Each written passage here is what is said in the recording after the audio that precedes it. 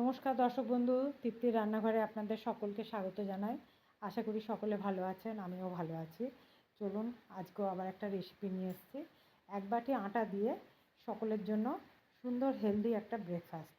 হ্যাঁ, দেখুন আমি সুন্দর ছোট্ট ছোট্ট একটু লুচির মতন করে নিয়েছি।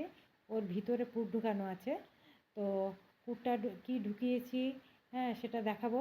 তো যাই হোক, রেসিপিটা শুরু করার আগে বলি যে যারা এখনও চ্যানেলটা সাবস্ক্রাইব করেননি তারা অবশ্যই চ্যানেলটা সাবস্ক্রাইব করে দিন। চলুন আমি রেসিপিটা শুরু করি। দেখুন আমি এখানে ছোটো বাটির 1 বাটি আটা মেখেছিলাম। আটাটাই আমি রুটির জন্য মেখেছিলাম, ওই জন্য আমি নুন দিইনি। তো এখন আমি একটু ব্রেকফাস্টটা করব বলে আমি একটু নুন দিলাম, আর সামান্য 1 চামচের মতন একটু সাদা তেল দিয়ে দিলাম।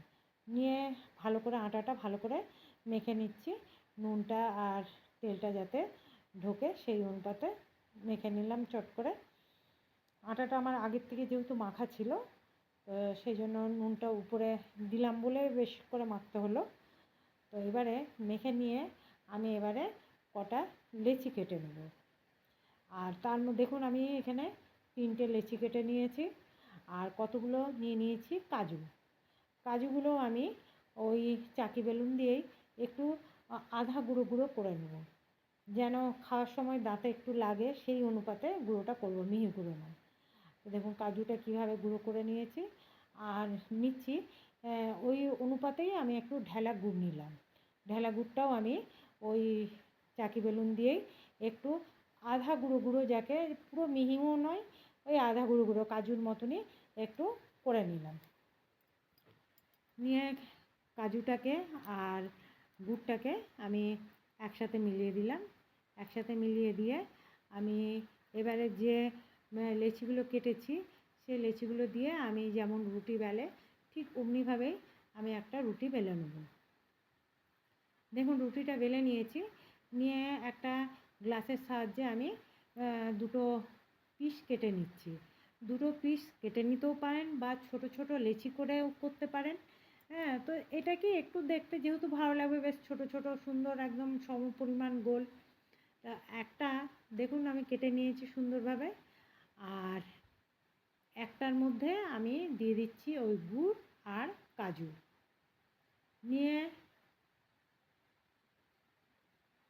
আরেকটা যেটা রুটিটা বেলে রেখেছি সেইটা দিয়ে ওইটা বন্ধ করে দিচ্ছি।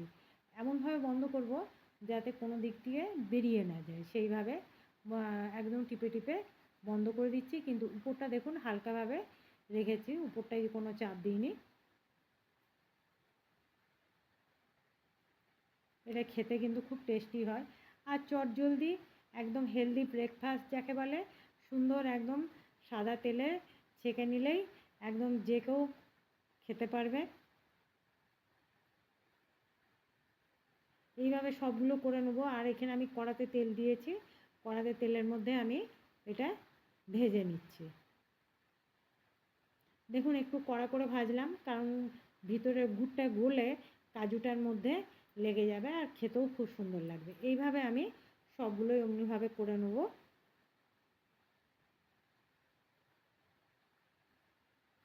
ওই একই প্রসেসেও আমি করে নিচ্ছি।